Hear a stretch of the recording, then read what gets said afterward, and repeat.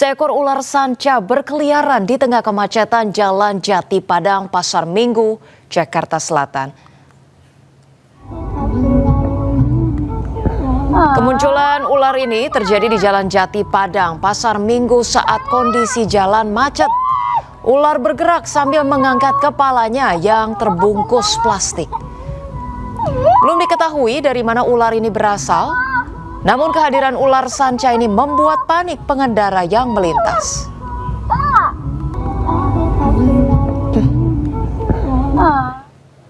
Pemirsa, seorang nenek diamankan pedagang pasar Patra Kebonjeruk, Jakarta Barat usai berbelanja menggunakan uang palsu. Pelaku diketahui sudah berulang kali melakukan aksinya. Oke, maaf tolong Saya itu tadi. tolong dikeluarin uangnya di dompet, tolong keluarin yang 100 ribuan ya. Nggak boleh periksa. Yang 100 ribuan. Coba. Nah, ini palsu. Maaf ya, ini dapat dari Bukan punya saya. Ya, oke, biarin. Ini dari Saya nggak uang boleh. sembako, dapat Ini nggak palsu. tadi saya. Ini dari Pedagang di Pasar Patra Kebonjeruk, Jakarta Barat mengamankan seorang nenek yang kerap berbelanja menggunakan uang palsu.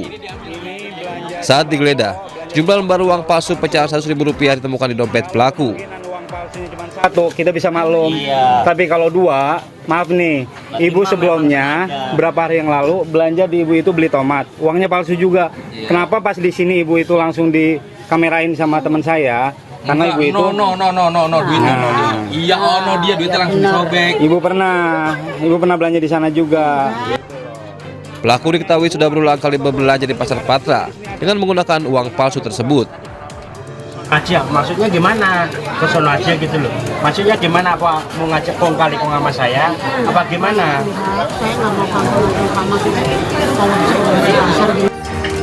Aksi pelaku ini terbongkar setelah salah satu pedagang menyadari jika uang yang digunakan pelaku ternyata palsu. Semua ada 174.000. Nah, teman saya mondar-mandir, kata saya ada apa ya? Kok mondar-mandir? Nah, ibu tuh udah jalan. Rin, lihat duit lu, Derin. Kenapa? Coba lihat. Saya terawang. Otomatis saya mikirnya duit pasti masalah duit, masalah palsu tuh dong. Saya lihat terawang begini. Loh, kok gak ada orangnya? Kata saya gitu. Kok nih duit gak ada orangnya? Saya Uber. Saya Uber, selesai saya Uber. Setelah diamankan, para pedagang menyerahkan pelaku ke Mapolsek Kebonjeruk untuk ditindaklanjuti. Dari Jakarta, Miftahul Gani, iNews melaporkan. Pemirsa, saat akan bekerja, seorang pengendara motor di Bekasi, Jawa Barat menjadi korban begal. Tak hanya menganiaya, sebelum menggasak motor korban, pelaku melepas tembakan.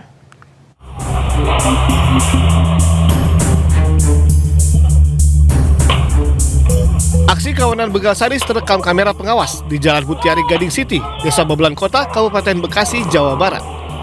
Seorang pemotor yang hendak berangkat kerja pada dini hari dipepet 4 pelaku hingga terjatuh.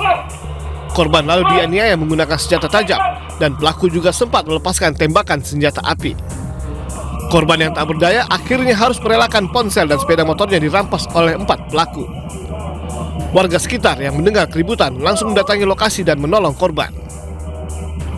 Ya, untuk begal tadinya saya pikir itu ada korban jatuh aja gitu, karena kan memang posisi gerimis. Saya kira orang korban jatuh. Akhirnya pas saya di lokasi, saya turun.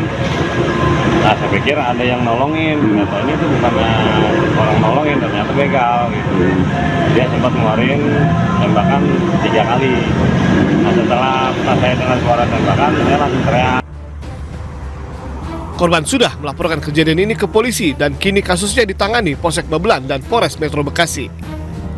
Aksi begal sadis di kawasan ini sudah terjadi 2 kali. Warga berharap polisi dapat berpatroli rutin untuk memberikan rasa aman pada warga dan pengguna jalan. Dari Kabupaten Bekasi, Jawa Barat, Ahmad Jauhari Lutfi, iNews melaporkan. Kita ke informasi lainnya, pemirsa. Densus 88 anti teror mengungkap pelaku ledakan di Seman 72 Kelapa Gading, Jakarta Utara terinspirasi dari tindakan ekstrim di luar negeri. Juru bicara Densus 88 AKBP Mayendra Eka Wardana mengatakan Motif pelaku dendam akibat perlakuan yang diterimanya. Pelaku juga terinspirasi dari pelaku penembakan di Kanada hingga Selandia Baru yang ia tulis di senjata mainan. Sejak awal 2025, pelaku kerap mengunjungi situs yang memuat konten kekerasan.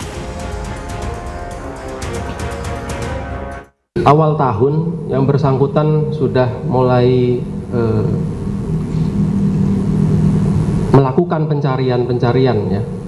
Ketika tadi disebutkan Pak Dirkrim merasa tertindas gitu ya, merasa kesepian, tidak ada harus menyampaikan kepada siapa. Lalu yang bersangkutan juga memiliki motivasi dendam gitu, dendam terhadap beberapa perlakuan terhadap yang bersangkutan. Nah, di sini dia mencoba untuk mencari bahkan di situs website bagaimana orang-orang itu meninggal dunia atau mengalami kecelakaan atau mengalami kekerasan secara keji maupun Sementara itu pemirsa, 6 hari pasca ledakan, aktivitas belajar mengajar di Seman 72 Kelapa Gading, Jakarta Utara masih dilakukan secara daring. Kondisi sekolah sepi dijaga ketat personil TNI. Lingkungan Seman 72 masih sepi dari aktivitas para siswa. Hingga saat ini kegiatan belajar masih dilakukan secara daring. Hanya ada guru dan pihak keamanan yang siaga menjaga kawasan sekolah. Sementara untuk pemulihan psikis trauma healing terus diberikan kepada para siswa dan guru. Sebelumnya 96 korban mengalami luka-luka akibat ledakan yang terjadi di Seman 72. Sebagian korban masih dirawat di Rumah Sakit Islam Jakarta dan RS Yarsi.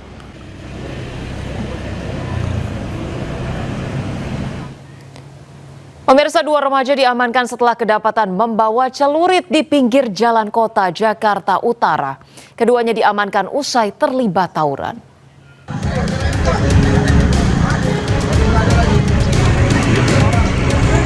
Suasana ruas Jalan Cipecang Koja, Jakarta Utara Rabu malam mendadak ramai usai adanya penangkapan 2 remaja. Kedua remaja itu diamankan setelah kedapatan membawa 2 bilah senjata tajam jenis celurit.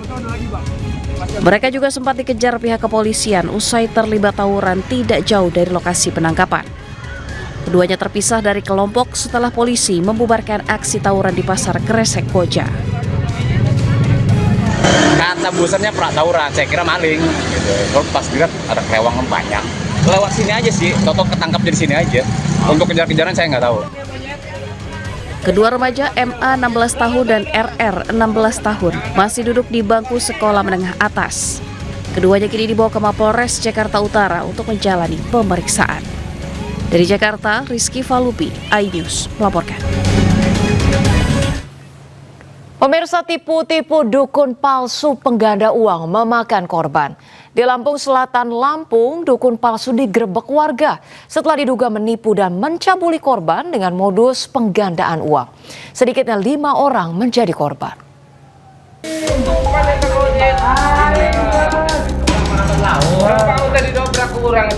Seorang pria yang berprofesi sebagai dukun palsu digerebek warga di Desa Sukabajar, Kecamatan Sidomulyo, Lampung Selatan, Lampung. Dukun berusia 45 tahun ini diduga menipu dan mencabuli sejumlah korban dengan modus penggandaan uang.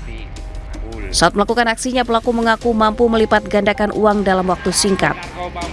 Namun sebelum ritual dilaksanakan, korban diminta menjalani mandi kembang dan di saat itulah pelaku melakukan tindak kejahatan seksual.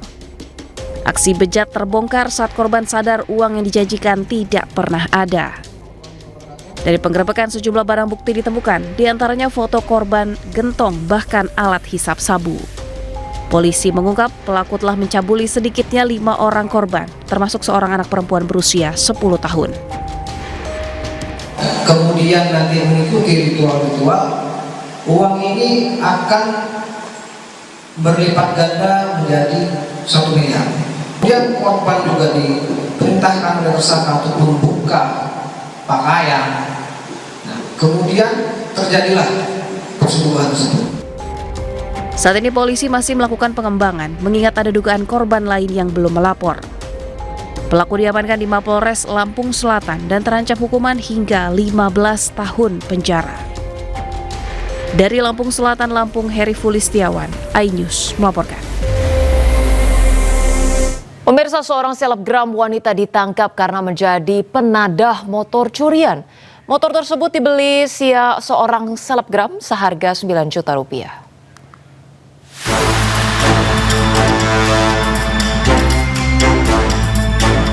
Polsek Depok Timur Sleman, Yogyakarta menangkap 2 wanita pelaku pencurian dan penadah kendaraan bermotor. Satu pelaku merupakan seorang selebgram warga Magelang, Jawa Tengah yang berperan sebagai penadah barang curian. Sementara pelaku lainnya sebagai eksekutor yang mencuri motor. Pelaku menggasak motor temannya yang baru dikenal saat motor dititipkan di kos pelaku. Motor tersebut kemudian dijual kepada sang selebgram seharga 9 juta rupiah. Modus operandi, pelaku menguasai motor milik korban tanpa izin. Ya. Motif pelaku mengambil motor milik orang lain tanpa hak dengan alasan ekonomi. Setelah dilakukan interogasi terhadap VLA, mengakui perbuatannya dan barang bukti SPM berupa Honda Scoopy sudah berpindah tangan kepada RTU. Pelaku pencurian motor terancam hukuman 5 tahun penjara, sedangkan penadah terancam hukuman 4 tahun penjara.